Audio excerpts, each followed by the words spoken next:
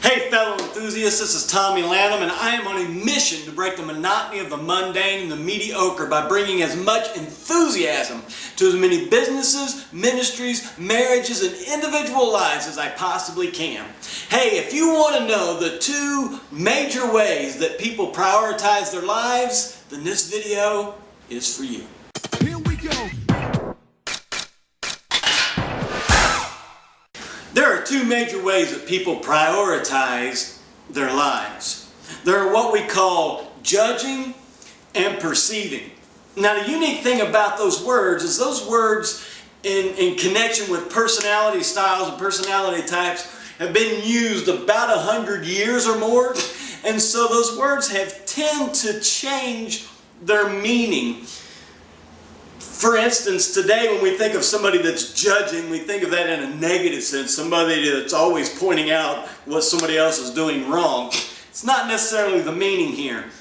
And in perceiving, we tend to see that as somebody that's very perceptive. They notice everything that's going on, and that's not necessarily the meaning of the word in this sense either. With the word judging, what we mean is that judgers, they prefer to make decisions. They prefer to go ahead and let's come to a conclusion and then act on that. Perceivers, on the other hand, they prefer to take in information. They want to keep getting information. They don't want to make a decision yet because they think we need to get in more information before we come to a conclusion. And so the way people prioritize their lives according to being judgers or perceivers is that judgers, they want to make a decision and act. They value being scheduled and organized. They like to have everything planned out and they want to know exactly what's going to happen, and then they want to stick to the plan. Regardless, they want to stick to the plan. They do this whether it's at work, whether it's in their families, whether it's on vacation. They like to schedule things out and they like to be planned. My wife is a judger. When we go on vacation, and I'm thankful for this, at least to an extent, she likes to plan everything out. She knows when we're going to eat, where we're going to eat, where we're going to stay, where we're going to go, what time we're going to get there, what time we're going to make stops, and everything else. She has those details. Whereas I am a perceiver. And perceivers value flexibility and spontaneity. They like to take in information and see what's going to happen, and let's wait and see, and let's not overschedule this because we want to have some flexibility here. My idea of a great vacation, get in the car, drive to the end of the road and say, all right, you want to go right or do you want to go left? And then do it. Not my wife's idea of a great vacation, and we have learned to compromise in that. On vacation, she would love to go to the same place every year, Virginia Beach.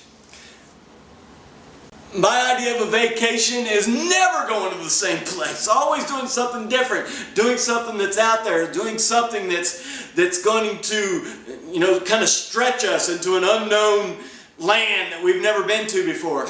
Here's our compromise. We go to Virginia Beach every other year. Now, I love Virginia Beach. It's a great place to vacation. I love the beach. I love the water. I love the ocean.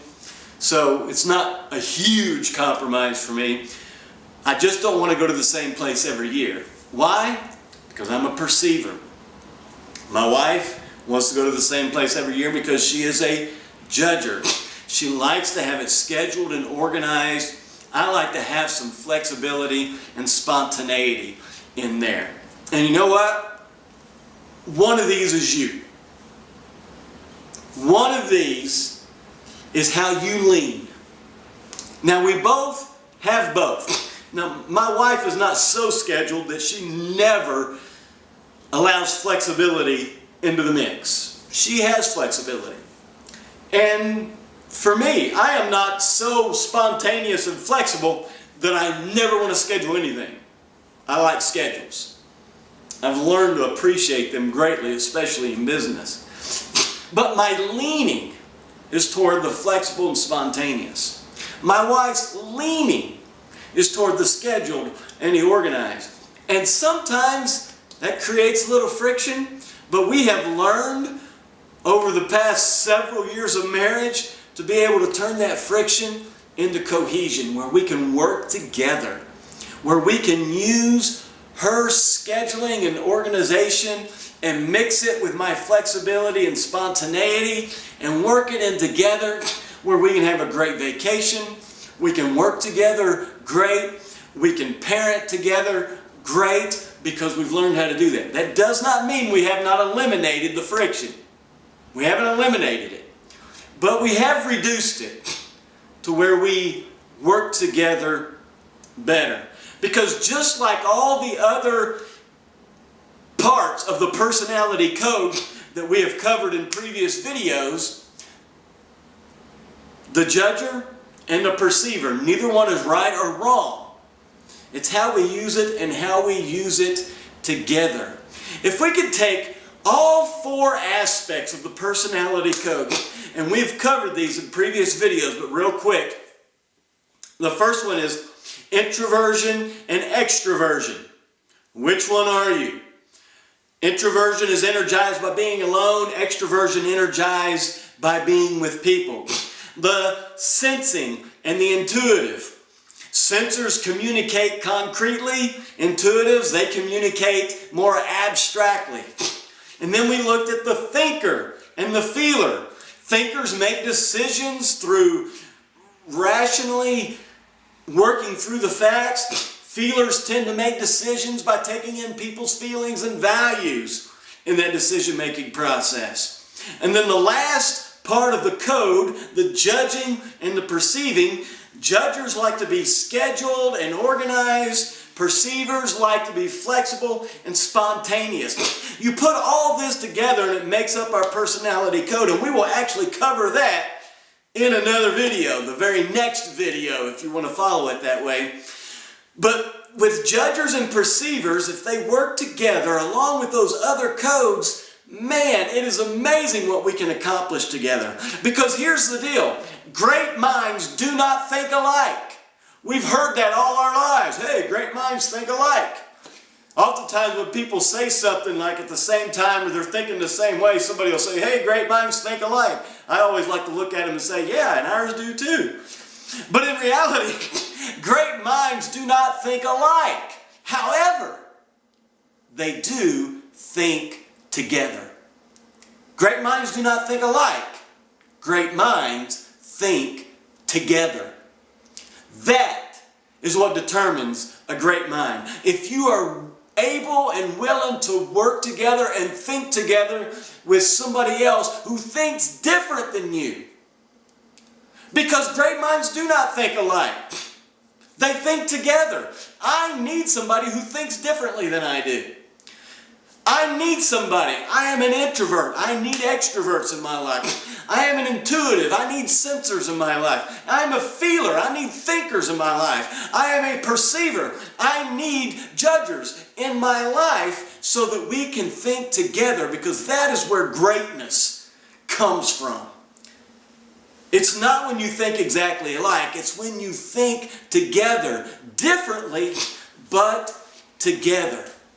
So as you look at these, the judgers who are scheduled and organized and the perceivers who are flexible and spontaneous, begin to look at that and go, okay, which one am I?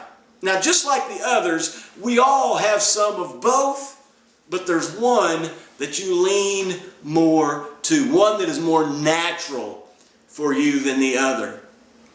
Neither one of them is right or wrong, but it's how God made you. And embrace that. Embrace that. Run with that. The problem comes is when we try to make somebody else what we are. If you're a judger, don't try to make everybody a judger. Use your judging. It is right for you. But for the perceiver, they need to be perceivers. And then when we work together, we can make great things happen, because great minds do not think alike, but they do think together. And when we understand that and we work together in that, we can better feed our enthusiasm. Hey guys, If you like this video, give me a thumbs up, leave a comment in the comments below, and if you want to be a part of the fellow enthusiast community, then please subscribe.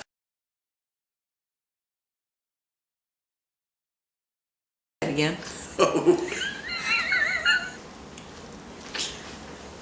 Are you recording me? Yeah.